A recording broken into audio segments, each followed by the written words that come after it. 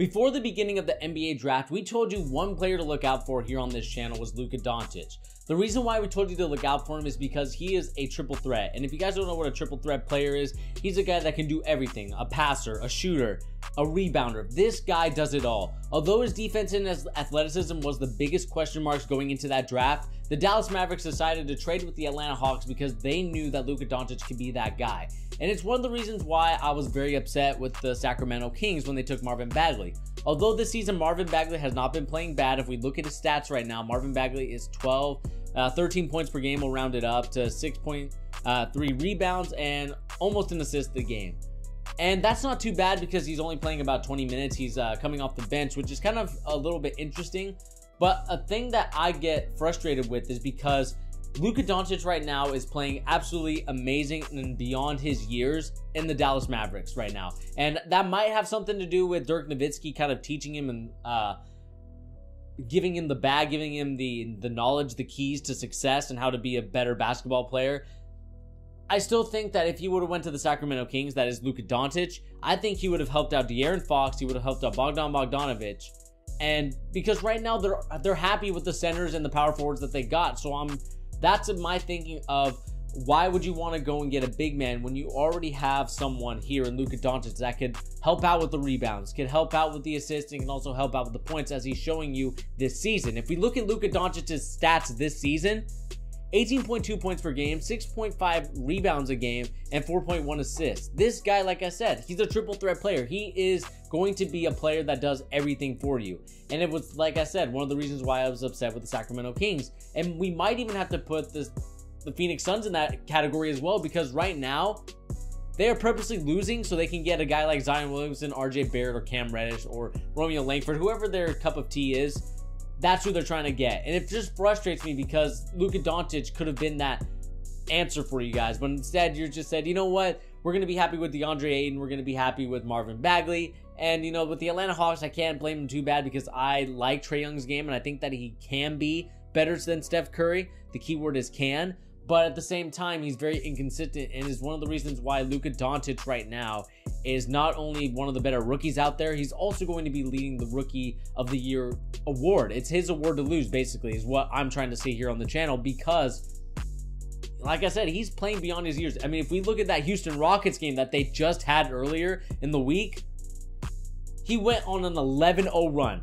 That is something that I don't think a rookie would have been given that honor to, but he's just going to show you how good of a player he can be. An 11-0 run with a guy that hit a step back three looking like James Harden out there. Luka Doncic is going to be that guy for the Dallas Mavericks for the foreseeable future and is going to be the #1 option on that team, and I'm hoping that they can somehow build a team around him, but we'll see what happens with that team. And if we just go back to the draft analysis that I was talking about earlier, his athleticism and his defense was one of the things that was getting him in trouble. And the big question was, is that going to be a hindrance? Can he be effective in the NBA court? And the answer is yes, he can be effective in the NBA court. And I know right now a lot of people are thinking, oh, you're just riding the hype train.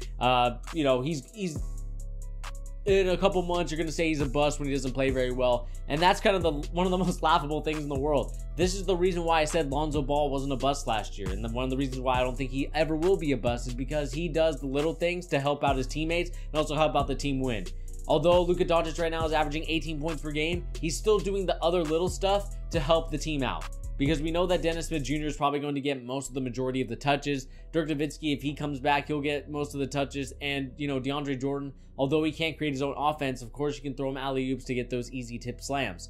So I think Luka Doncic is in a perfect system right now. And I think a lot of people that kind of had doubt on him are starting to realize that they were wrong about the kid. A lot of people said, yeah, they should have taken Marvin Bagley. He's the bigger, stronger athlete. But in my opinion, Luka Doncic, a wing player, a forward, a small forward is very crucial in today's NBA. I don't care what anybody says. You can have the best shooting point guard, whatever it is. That only works for the Golden State Warriors and the Los Angeles Lakers at the moment because of LeBron James and Kevin Durant. Luka Doncic could be put in that conversation of being a small forward that could really help out this team. And I think that he can do that. And that's one of the things that when I look at the draft and when I said the Kings could have been the biggest winners if they would have drafted him is because of that reason. He's able to do everything and anything to help out the team. And that's one of the reasons why I liked him so much coming out of the draft.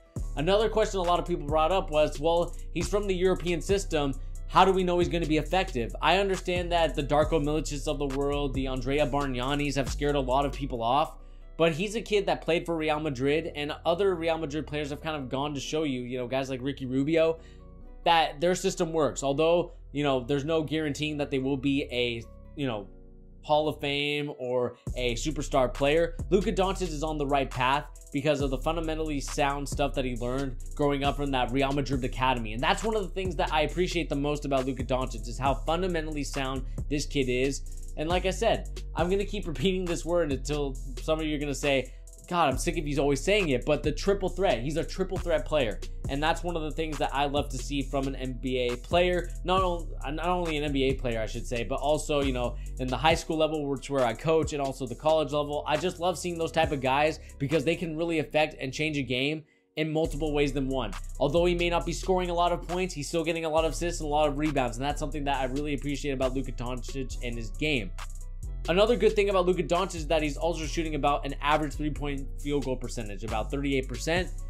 Bump that up a little bit and he'll be just fine. I think Luka Doncic is, like I said, he's still a rookie. He may have some inconsistent games. One of the games I would say that inconsistent, for example, was the Pelicans game on the December 5th, where he only had 8 points. He was 2 for 5, but he still had 6 assists and 4 rebounds. That's still a good stat line for Luka Doncic. Although he didn't affect the court with his scoring, he affected it with his assists and his rebounds, especially with the assists. And that's one of the things that baffles my mind as to why these teams like the Suns, like the Kings, like other teams did not try and go and trade up for this kid, because he can do all that stuff. And that's one of the things that is going to, one, bite the Phoenix Suns and the Kings in the butts for here on out, because I still think that Trae Young could be a good player.